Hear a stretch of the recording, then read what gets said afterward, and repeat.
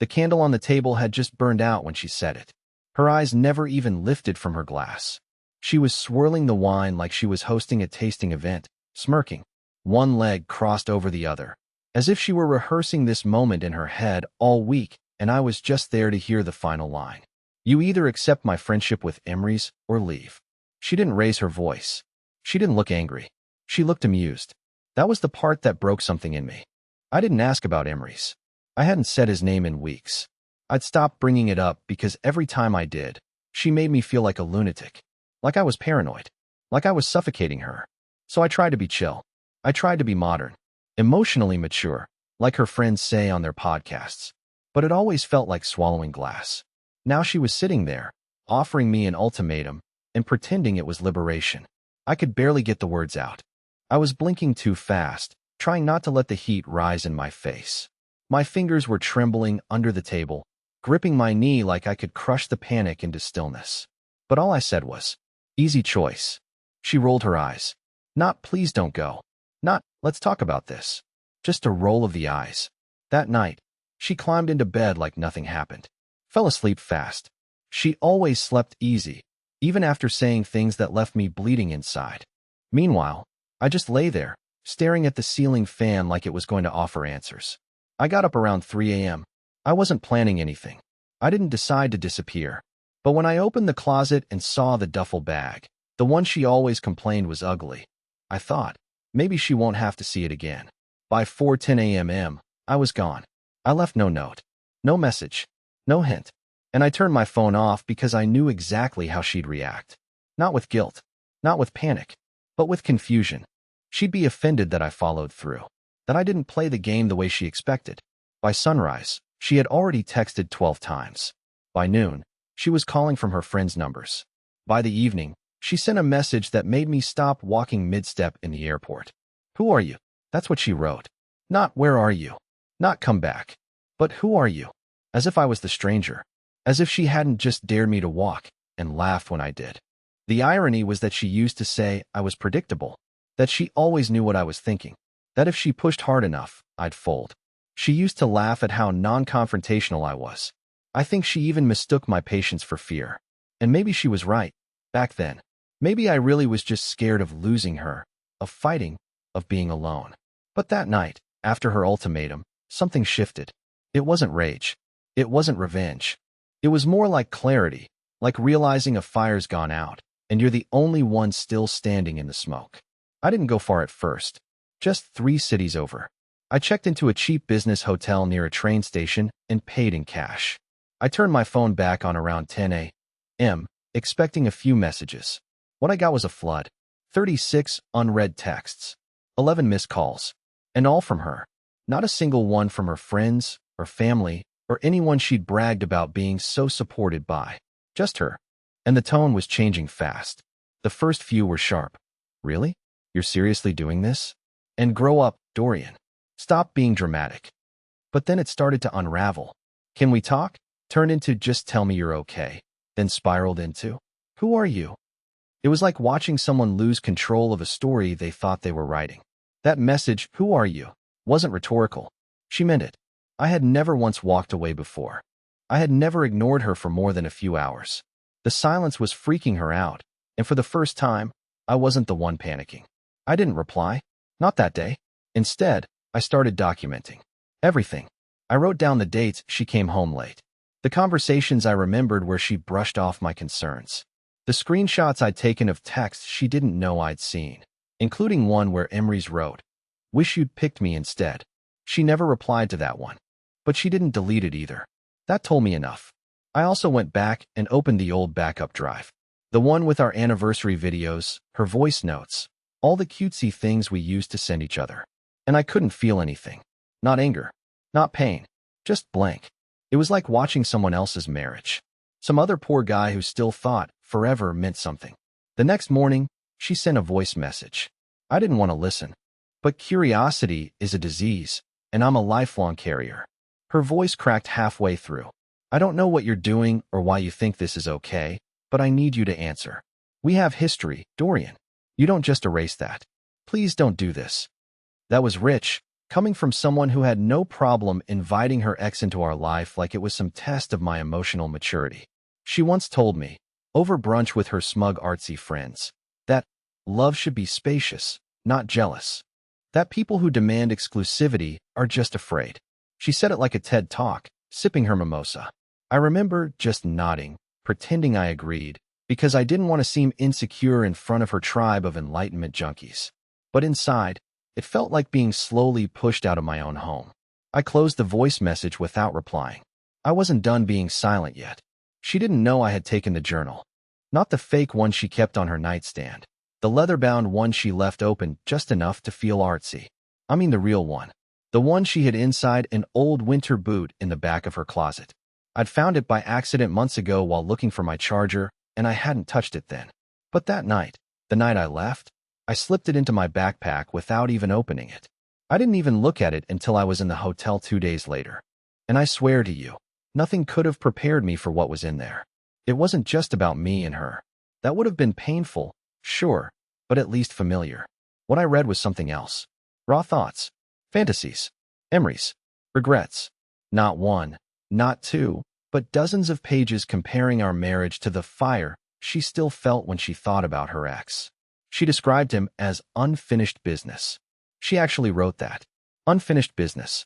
And then, in a paragraph so detailed it made my skin crawl, she described a dream where she and Emery's were on a balcony, and I was watching them from the street below like a stranger. That's when I realized. She never expected me to leave because she had already emotionally replaced me. I was the placeholder.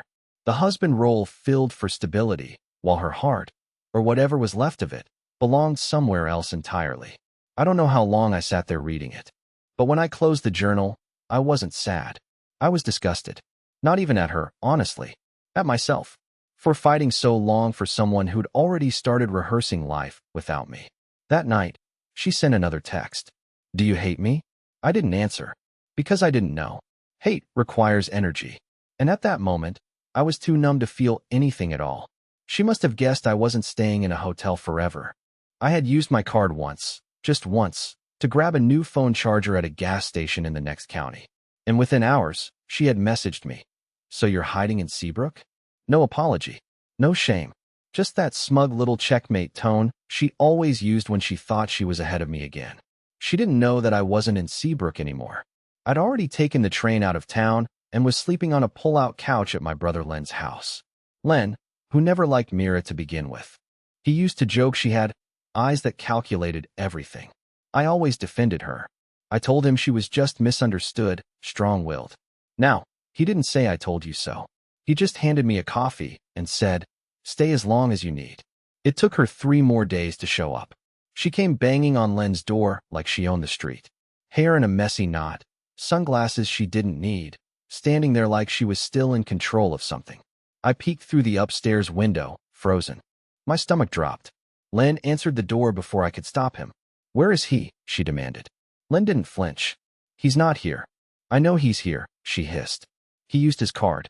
I tracked it. I heard every word from the stairwell. I should have stayed hidden. I should have let her scream into the void. But something about her tone, the entitlement, the desperation underneath it, pushed me over the edge. I walked down the stairs slowly, and the second she saw me, her posture changed. Dorian, she breathed, like she'd been underwater for days. You can't just disappear. I didn't say anything, just leaned against the frame, arms crossed, waiting for her to say something real. She stepped forward, carefully, like I might run. Okay, I messed up. I get that. But you're blowing this out of proportion. That was it. That sentence, like my entire identity, my trust, my place in our marriage, was some drama I'd invented for fun. I laughed. Not because it was funny, but because it was the only thing I could do to stop myself from screaming in her face. I read the journal, I said flatly. She blinked, froze. Then, of course, tried to act like she didn't know what I meant. What journal? The one you hid in your boot, Mira. Color drained from her face. For once, she was speechless. You said I was just a role. Stability. Meanwhile, you're dreaming about balconies and exes like we're not even real. She opened her mouth, but no words came. And then, like clockwork, she cried. Right there on the porch. In front of Len. In front of the neighbor walking their dog. Big, loud sobs, mascara down the cheeks, choking on every breath. And I wish I could tell you I felt something. Pity, sadness, relief. But all I felt was exhaustion. Years of being dismissed, gaslit, told I was imagining things. It all just hardened inside me. She looked up, tears smeared across her face, and whispered, "Please come home." But I wasn't sure I had won anymore. I didn't answer her that day. I couldn't. After she cried on Len's porch and begged me to come home, I just stepped back inside and closed the door. I heard her still talking through it, still spinning everything like I was the one being dramatic. She actually said the words, "This is such an overreaction." That sentence replayed in my head for hours. Overreaction. Not betrayal. Not emotional abandonment. Just me making things bigger than they were. And it clicked. This was never going to be real to her. Not until it cost her something. That night, I finally told Len everything. I read him pieces from her journal. Showed him the messages I'd screenshotted. He didn't say much. Just stared at the table for a while. Then finally muttered, "Damn. You married a performance artist." The next morning, she sent flowers to Len's house. Can you believe that? A bouquet, with a card that said, "To new beginnings, come home and let's talk." Like this was a Hallmark episode, not our actual lives falling apart. But the worst part? She had already updated her Instagram bio back to her maiden name. I found out because one of her friends, the only one who ever liked me, sent me a screenshot with just 3 words. She moved fast. So that's when I knew. The begging, the crying, the doorstep theatrics, none of it was about me. It was about control. She didn't want the marriage back. She just wanted me still orbiting her, like a safe little satellite she could ignore until she needed it again. So I did something I'd been scared of for years. I called a divorce lawyer. And for the first time in this whole mess, I felt free. Filing for divorce didn't feel the way I expected it to. I thought I'd cry.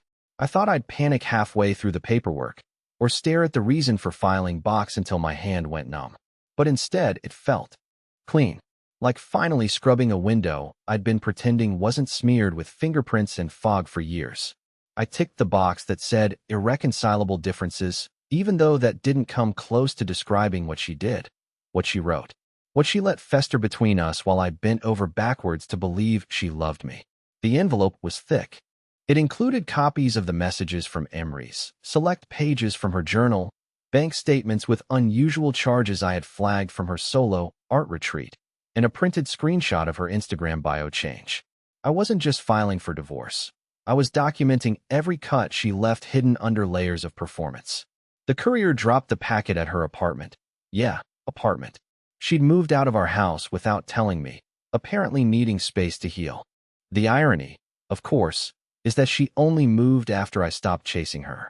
I watched the delivery update on my phone, waited 2 hours, and then saw her name flash on my screen. First message, "What the hell is this?" Second message, "You're being vindictive." Third, "You want to ruin me?" I stared at those words for a long time. Vindictive? Ruin her? All I had done was hand her the mirror she refused to look into. That's when it hit me. Mira had never believed she could actually lose. Not really. To her, I'd always been the emotional one. The one who forgave too fast. The one who took her silence as something sacred instead of what it really was. Emotional blackmail disguised as deep thinking. But here's the twist. Once she realized I'd actually filed, the tone shifted again. The call started. 6 missed in one day. Then voice messages. "I'm sorry," one began. "I didn't mean for any of this to happen." In another, "You misunderstood that journal, Dorian. It wasn't real. It was just writing. Processing." No mention of Emery's. No accountability. Just layers of self-preservation dressed up as apology. But then she left one message that stuck with me. Quiet, no tears this time. Just her voice, low and tired. "You don't get to erase me." And maybe that's true. But I get to let go. I should have expected it, her final move. When someone like Mira realizes she's truly lost control, they don't disappear. They reconstruct. And that's exactly what she tried to do. A week after the papers were served, mutual friends started messaging me out of nowhere. "Hey, I heard what Myra's going through. That's rough. Didn't know you'd just walk out like that." One even said, "Man, I didn't think you had it in you to ghost your own wife." That's when it became clear she was rewriting the ending. Telling people I left without explanation, that I was emotionally unstable, that I freaked out over nothing. She turned herself into the tragic lead, misunderstood and abandoned. Not once did she mention Emery's. Not once did she bring up the journal, or the gaslighting, or the quiet years of corrosion she orchestrated with a smile on her face, and her phone turned face down. I didn't respond publicly. I didn't argue. That's what she wanted, a spectacle, a scandal, something to feed the narrative that I was the one unraveling. But privately, I made one decision that changed everything. I sent a message, not to her, but to Emery's. It was a single sentence. You can have her. I didn't expect a reply. I didn't care if he responded. I just wanted the silence between us to say what she never would. That I wasn't fighting for her anymore. That her drama wasn't my prison. That she could spin stories and throw herself into anyone's arms. But I was no longer standing in the wings waiting to be forgiven for sins I never committed. 2 days later, she showed up at my old house. Not Len's, the house we shared. She had a key, of course, and for some reason she thought I'd be there. But I'd already transferred the deed into my name and listed it for sale. When the realtor called me and said, she walked in crying, I didn't even flinch. She left one last voicemail that night. I keep looking for the version of you I used to know. The one who'd never hurt me like this. That version of me died quietly. The night she told me to accept her ex or leave. And I chose. It's strange how quickly silence can become peace. After all the chaos, all the late-night voicemails, all the texts she kept sending just to say something, there was finally quiet. Not because she stopped, but because I stopped needing to hear it. I muted her number, blocked her email, not to punish her, just to give myself a clean horizon. For the first time in years, I wasn't reacting to her anymore. I was just breathing. The house sold fast. Too fast. A younger couple bought it, freshly engaged, full of excitement and Pinterest boards. I handed over the keys and smiled like it didn't used to be the stage for my private heartbreak. But walking out of that house didn't feel like losing. It felt like shedding skin I'd outgrown. I moved into a small loft near the harbor.